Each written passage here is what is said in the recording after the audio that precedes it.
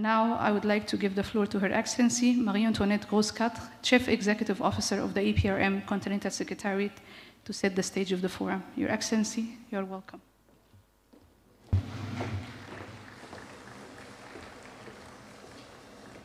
It is both an honor and privilege to welcome you to this third high-level forum on South-South and triangular cooperation for sustainable development.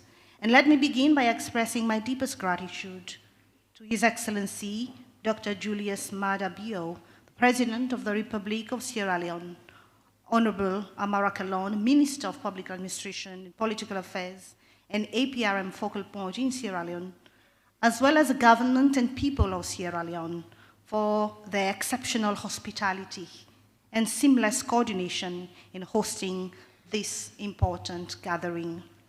Your Excellencies, ladies and gentlemen, we convene at a time of profound geopolitical transformation, one that unsettles nations across the global South and North alike. The very foundations of the post-World War II order, that is, multilateralism, solidarity, and dialogue, are crumbling before our eyes. Much has been said about the retreat of global leadership, the risks posed by fractured cooperation, and whether these shifts mark a temporary deviation or the birth of a perilous new era. Today, however, I wish to focus not on the crisis, but on the opportunity, the agency of the Global South in reshaping international cooperation and forging a future anchored in equity, resilience, and shared prosperity. Over the past 3 decades, we have witnessed the resurgence of the Global South from the economic accent of China and India to the political stabilization of Africa. Though long burdened by colonial injustices and paternalistic governance, the Global South now stands as a beacon of dynamism, driving consensus and setting agendas. This reality demands that we redefine global governance, ensuring our voices are not just heard, but central to decision-making. This forum transcends continental boundaries. It is a platform for solidarity, where Africa and its partners across the South collaborate on solutions for economic prosperity, social justice, and political integration.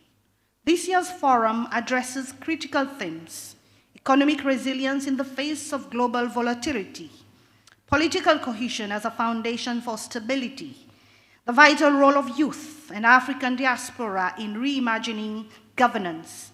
It also serves to leverage APRM partnerships, supporting Sierra Leone in its transformative civil service reforms and broader socio-economic development.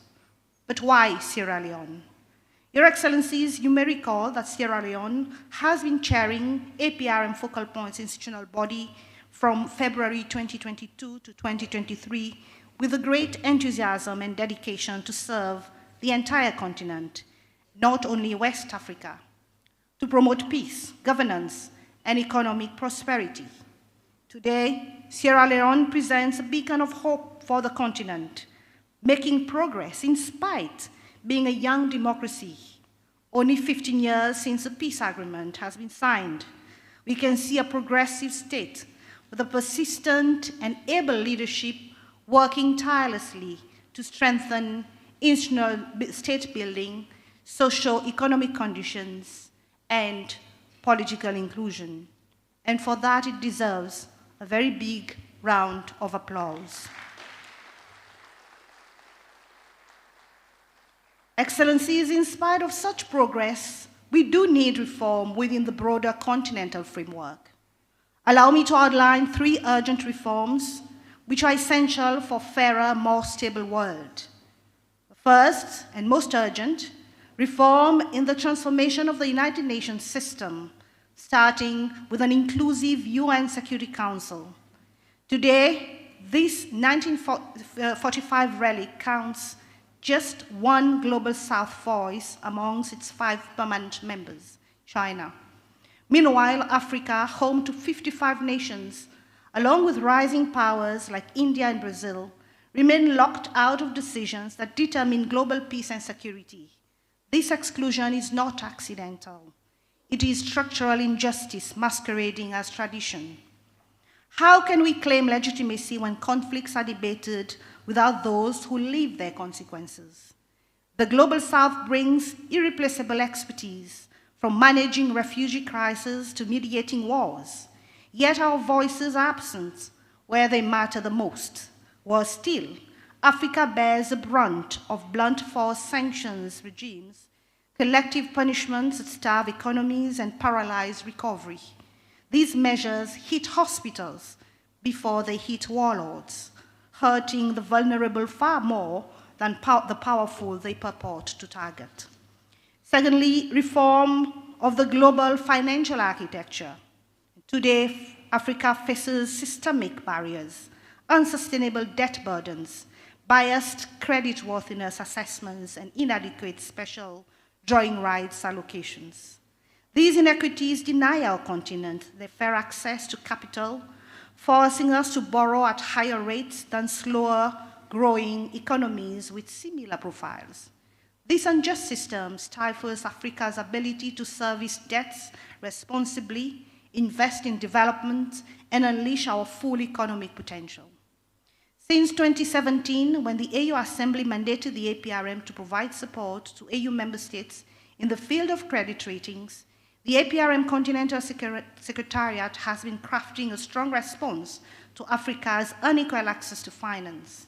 In addition to consultations with AU member states and unambiguous tributers of fallacious estimations of Africa's creditworthiness, we are proud of championing the creation of the Africa Credit Rating Agency, APRM, scheduled to be launched this year. Our resolve was underscored earlier this year when we convened African leaders on the margins of the AU Summit to fast-track its operationalization. The high-level presidential breakfast hosted by APRM Chair, the President of the People's Democratic Republic of Algeria, His Excellency Abdelmajid Tebboune, is testament to our collective determination to reclaim Africa's financial sovereignty. Thirdly, reform of multilateral platforms.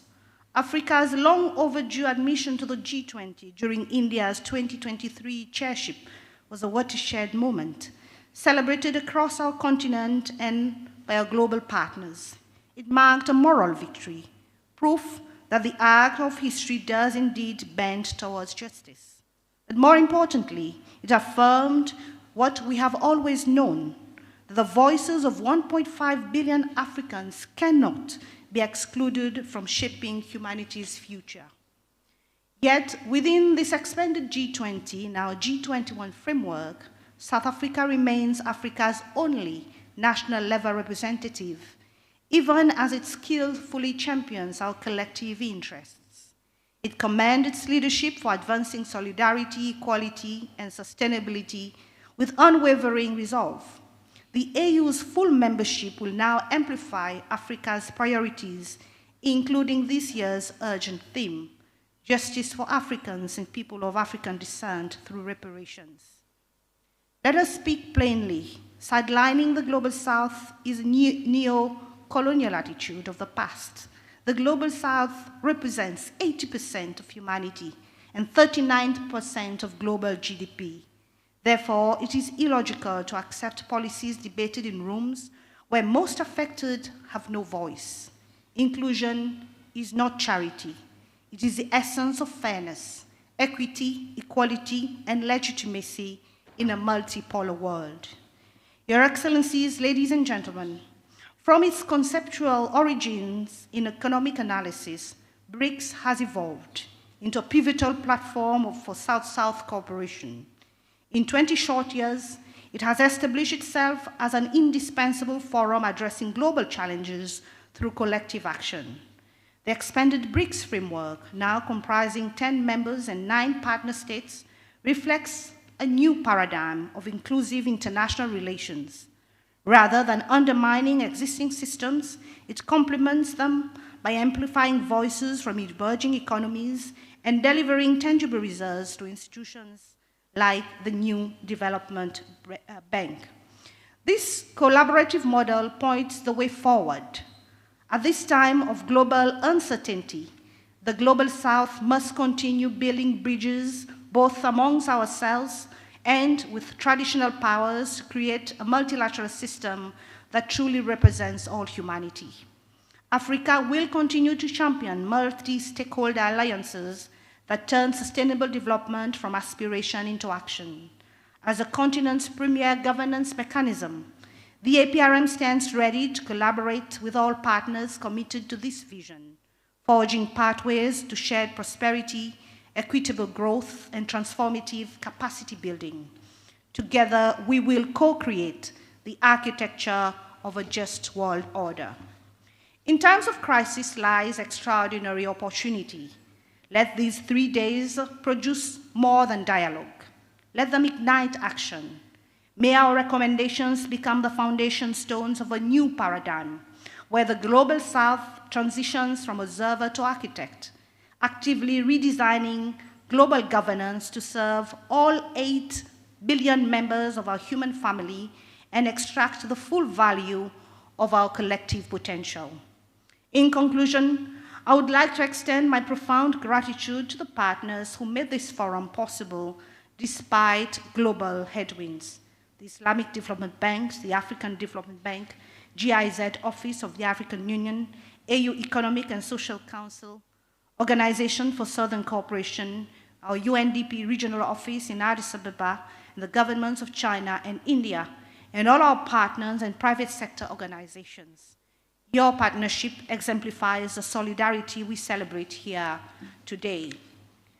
Excellencies, ladies and gentlemen, I wish you fruitful deliberations. I thank you. Shukran. Merci.